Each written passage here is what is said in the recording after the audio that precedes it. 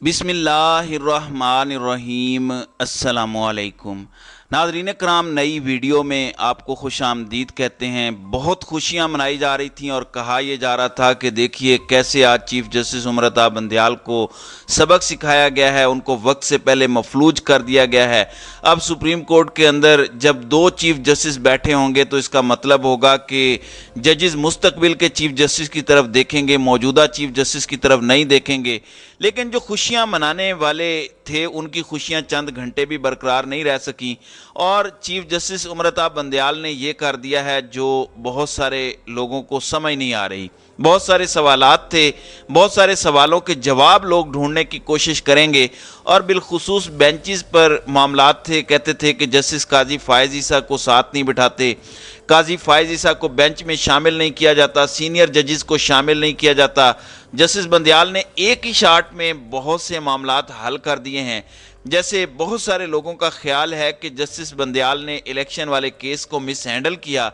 अगर वो full court बना देते तो इस वक्त मसला हल हो जाता। अगर जजेस की अक्सरियत कहती कि इलेक्शन नहीं होना चाहिए तो कौम को पता होता कि कौन से जजेस इलेक्शन नहीं चाहते और वो जो हुआ सो हुआ। लेकिन अब जाते जाते जस्टिस बंदयाल ने हिसाब बराबर किया है। वो कैसे? नाज़रीन कराम, आप जानते हैं कि पाकिस्तान के अंदर मिलिट्री कोर्ट्स का जो मामला है उसमें सिविलियंस के ट्रायल करने को लेके बहुत सारी दरख्वास्तें आई। पाकिस्तान तहरीक इंसाफ की दरख्वास्त भी आई। इसके अलावा एतजाज़ एहसन ने दरख्वास्त दायर की और उन्होंने चीफ जस्टिस से मुलाकात भी की। लतीफ़ खोसा ने भी मुलाकात की और बहुत से अहम दरख्वास्तें थीं। चीफ जस्टिस जवाद एस खाजा की एक दरख्वास्त थी जो साबिक चीफ जस्टिस ऑफ पाकिस्तान है और मैं आपको बता चुका हूं कि वो काजी फायज़ ईसा के उस्ताद भी हैं। तो अब ये मामला था और ये कहा गया कि इसको फौरी तौर पर समाअत के लिए मुकर्रर किया जाए क्योंकि बुनियादी इंसानी हुकूक का मामला है और इसको अर्जेंट बुनियाद पर सुना जाए। और वही हुआ। आज अदालत ने, सुप्रीम कोर्ट ने बड़े अच्छे तरीके से फौरी तौर पर सिविलियन को फौजी अदालत में जो ट्रायल करने के हवाले से दरख्वास्त है उसको समाअत के लिए मुकर्रर कर दिया और उसमें 9 जजेस का बेंच बनाया। इसका मतलब यह है कि ये लार्जर बेंच बनाया गया है। लार्जर बेंच का मतलब क्या है? यानी जिसको आप दूसरे लफ्ज़ों में फुल बेंच भी कह सकते हैं। इसमें चीफ जस्टिस उमरता बंदयाल खुद शामिल हैं, सुप्रीम कोर्ट के सीनियर जजेस काजी फायज़ ईसा हैं, काजी फायज़ ईसा के बाद सीनियर जज जस्टिस तारिक मसूद शामिल हैं, फिर इसके बाद जस्टिस एजाजुल एहसन हैं, justice Mansoor Ali Shah, justice Munib Akhtar, justice याया अफरीदी और जस्टिस मज़ाहिर अली अकबर नकवी शामिल हैं। इसी तरह जस्टिस आयशा ए मलिक भी हैं। इसका मतलब यह है कि मजमूई तौर पर अगर देखा जाए तो 7 सीनियर तरीन जजेस इसमें शामिल हैं, जिनमें जस्टिस उमरता बंदयाल, जस्टिस काजी फायज़ ईसा, तारिक मसूद, एजाजुल एहसन, मंसूर अली शाह, जस्टिस मुनीब और याया अफरीदी हैं। इन 7 जजेस समेत 9 रुकनी बेंच है। आपको पता है कि कुल सुप्रीम कोर्ट के मजमूई तौर पर 17 जजेस होते हैं, अभी 16 जजेस हैं और इनमें से ये 9 रुकनी बेंच बनाया गया है। अभी जस्टिस मुसर्रत हिलाली भी नहीं आई। जब वो आएंगी तो फिर 16 जजेस होंगे। अगर फुल स्ट्रेंथ भी हो तो 17 बनते हैं। इसका मतलब ये है कि 9 हैं तो ये हाफ से ज़्यादा है। कल सुप्रीम कोर्ट ऑफ पाकिस्तान इस केस को 11:45 पर सुनेगी। इसका मतलब ये है कि जस्टिस बंदयाल ने जो शॉट खेला है वो बड़ा ही दिलचस्प है और दिलचस्प इसलिए है कि मुस्तकबिल के जो चीफ जस्टिस हैं, 6 चीफ जस्टिस जिन्होंने बनना है वो सारे के सारे इस बेंच में मौजूद हैं और मुस्तकबिल के ये 6 चीफ जस्टिस इस केस का फैसला करेंगे। इसमें सबसे बड़ा इम्तिहान काजी फायज़ ईसा का है। बहुत सारे नून लीग वाले खुशियां मनाते हैं, कहते हैं कि वो हमें इंसाफ देंगे, कहते हैं कि वो आइन और कानून पर अमल दरामद कराएंगे। बिल्कुल अच्छी बात है, ऐसा ही होना चाहिए। काजी फायज़ ईसा के मनसब संभालने से पहले उन पर ये बहुत बड़ा इम्तिहान है। इस बहुत बड़े इम्तिहान में देखना यह है कि वो करते क्या हैं। लेकिन एक सवाल ये है कि क्या ये 9-0 का फैसला होता है, क्या ये 5-4 का फैसला होता है, या फिर एक और दिलचस्प सवाल ये है कि क्या काजी फायज़ ईसा इस बेंच में बैठने से इनकार कर देते हैं, क्या ये बेंच टूट जाएगा? इसमें 2 बहाने हो सकते हैं। एक, आप जानते हैं कि अप्रैल के महीने से लेकर अब तक वो किसी बेंच का हिस्सा नहीं बने और वो अभी तक किसी बेंच में शामिल नहीं हो रहे, कोई केस नहीं सुन रहे, उसकी जो भी वजूहात हैं। फिर जस्टिस मज़ाहिर अली अकबर नकवी وہ اس بینچ کے اندر موجود ہیں۔ آپ جانتے ہیں کہ سپریم جوڈیشل کونسل میں ان کے خلاف ریفرنسز ہیں، آڈیو لیکس والا معاملہ بھی ہے جس کو قاضی فائز عیسیٰ سن رہے تھے، کیا اس کو بنیاد بنایا جاتا ہے؟ لیکن اب چیف جسٹس بندیال نے جو کام کرنا تھا وہ کر دیا ہے، 9 ججز نے نشستیں سنبھالنی ہیں۔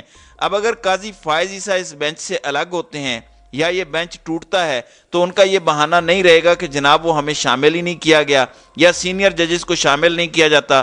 اب جسٹس بندیال کی جانب سے جو ہونا تھا وہ ہو گیا۔ اب ان ججز کو ثابت کرنا ہے کہ وہ بالکل آئین کے ساتھ کھڑے ہیں، جسٹس بندیال کی ذات سے انہیں کوئی مسئلہ نہیں ہے اور آئین اور قانون کے مطابق جو چیزیں ٹھیک ہوں گی اس پر وہ فیصلہ کریں گے۔ اب ناظرین اکرام اس بات پر آ جاتے ہیں کہ حکومت اس بارے میں کیا پالیسی اختیار کرتی ہے۔ اطلاعات یہ ہیں کہ حکومت کے اندر بھی تقسیم ہے، اور اس معاملے کو لے کے میرے پاس جو اطلاعات ہیں وہ یہ ہیں کہ شاید حکومت کے اندر تقسیم اس لیے بھی ہے کہ یہ معاملہ اگر کورٹ حل کر دے تو ہم اس کو ایکسیپٹ کریں یا نہ کریں، ہمارے لیے شاید آسانی ہو جائے گی۔ ظاہر ہے پاکستان میں بہت سی چیزوں کا پریشر ہوتا ہے، طاقتوروں کا اپنا ایک بوجھ ہے۔ یہ بہت بڑی ڈیولپمنٹ ہے، یہ گوگلی ہے جو جسٹس بندیال نے آج کرائی ہے، جس کا مطلب ہے کہ کل سے صورتحال دلچسپ ہوگی، کل کیا کارروائی ہوتی ہے۔ سب سے پہلے تو یہ دیکھنا ہوگا کہ یہ بینچ قائم بھی رہتا ہے یا یہ بینچ ٹوٹ جاتا ہے، یہ سب سے عام ہوگا۔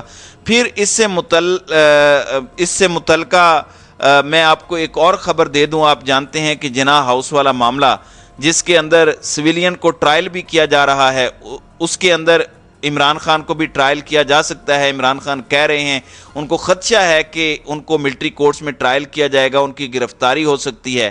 آج سپریم کورٹ کے اس بینچ بنانے سے پہلے جو خبر آئی کہ عمران خان کو آج جے آئی ٹی نے طلب کیا، بتایا گیا کہ ایف سی سیول لائن اور ماڈل ٹاؤن کو چیئرمین پی ٹی آئی سمیت 5 ملزمان کی حاضری کو شام 7 بجے تک یقینی بنانے کی ہدایت کی گئی، اور عمران خان جے آئی ٹی کے سامنے پیش نہیں ہوئے تو بتایا گیا ہے کہ عمران خان کیونکہ جے آئی ٹی کے سامنے پیش نہیں ہوئے تو امکان ہے کہ ان کو گرفتار کیا جا سکتا ہے۔ تو اس سارے سینیریو کے دوران آپ یہ دیکھیے گا کہ اگر سپریم کورٹ سے کوئی ایسا فیصلہ آ جاتا ہے تو اس پر کیا صورتحال بنتی ہے، کیونکہ سپریم کورٹ کے ماضی کے فیصلے موجود ہیں، اور جس طرح چیف جسٹس جواد ایس خواجہ نے کہا تھا کہ میں کسی پارٹی کو سپورٹ نہیں کر رہا، یہ معاملہ تحریک انصاف کا نہیں بلکہ یہ بنیادی حقوق کا اور انسانی حقوق کا معاملہ ہے، اگر وہ فیصلہ آ گیا تو حکومت کہاں کھڑی ہوگی، اور حکومت اس فیصلے کو تسلیم کرتی ہے یا نہیں کرتی۔ اور یہ ایک طرح سے پاکستان کی ڈائریکشن طے ہونے والی بات ہے۔ اور چیف جسٹس امرتا بندیال نے بڑی سمجھداری کے ساتھ، بڑی مہارت کے ساتھ اپنے گلے سے چیزیں اتار کے تمام چیزیں ان سینئر ججز انکلوڈنگ جسٹس قاضی فائز عیسیٰ جنہوں نے اگلا چیف جسٹس بننا ہے ان کے گلے میں ڈال دی ہیں۔ تو قاضی فائز عیسیٰ کے سیٹ سنبھالنے سے پہلے ہی یہ ان کا اصل امتحان ہے کہ انہوں نے اپنے آپ کو اس سارے سینیریو میں ثابت کرنا ہے کہ وہ کس طرف کھڑے ہیں اور ان کی پوزیشن رائٹ ناؤ کیا ہے۔ میں آپ کو اگر اوورآل بتاؤں تو ظاہر ہے سپریم کورٹ کے معاملات اپنی جگہ ہیں۔ اب کل سے ایک بار پھر سپریم کورٹ کا محاذ گرم ہو ہی جائے گا اور سب کی نظریں اس کے اوپر ہوں گی، لیکن جاتے جاتے میں آپ کو ایک اور خبر بھی دینا چاہتا ہوں، اور وہ پاکستان تحریک انصاف کے آفیشیل ٹویٹر ہینڈل سے بتایا گیا ہے کہ پرویز خٹک کے خلاف جماعتی سطح پر کارروائی کا آغاز کیا گیا ہے اور ان کو شو کاز سرو کیا گیا ہے اور 7 روز میں ان سے جواب طلب کیا گیا ہے۔ جواب تسلی بخش نہ ہونے یا اظہار وجوہ کے نوٹس کے جواب سے گریز پر کارروائی آگے بڑھانے کی تنبیہ بھی کی گئی ہے، اور بتایا گیا ہے کہ پرویز خٹک کی جانب سے مختلف لوگوں سے رابطہ کیا جا رہا ہے اور رابطہ کر کے ان کو تحریک انصاف سے علیحدگی کی ترغیب دلائی جا رہی ہے۔ یعنی تحریک انصاف کے مختلف لوگوں کو وہ کہہ رہے ہیں کہ آپ تحریک انصاف چھوڑ کر کوئی نئی جماعت بنائیں یا کسی اور جماعت میں شمولیت کی وہ تحریک کر رہے ہیں۔ تو تحریک انصاف کو پتہ چل گیا ہے اور پاکستان تحریک انصاف نے اس پر شوکاز دیا ہے۔ اب اس کا 7 روز میں جواب دینا ہے، اگر جواب تسلی بخش نہ ہوا تو کارروائی بھی ہوگی، جواب نہ آیا تو بھی ان کے خلاف کارروائی ہوگی۔ اس کا مطلب 2 ٹوک ہے کہ عمران خان اور تحریک انصاف واضح ہیں کہ جو تحریک انصاف کے ساتھ کھڑے ہیں، ہر حال میں کھڑے ہیں، وہ ان کے ساتھ تو ہیں، باقی جو ادھر ادھر کھیلنے والے ہیں ان کو تحریک انصاف سپورٹ کرتی یا آن کرتی نظر نہیں آ رہی۔ تو ناظرین کرام، آپ کی اس ویڈیو کے حوالے سے کیا رائے ہے؟ آپ اپنی رائے کا اظہار کامنٹ سیکشن میں ضرور کیجیے گا۔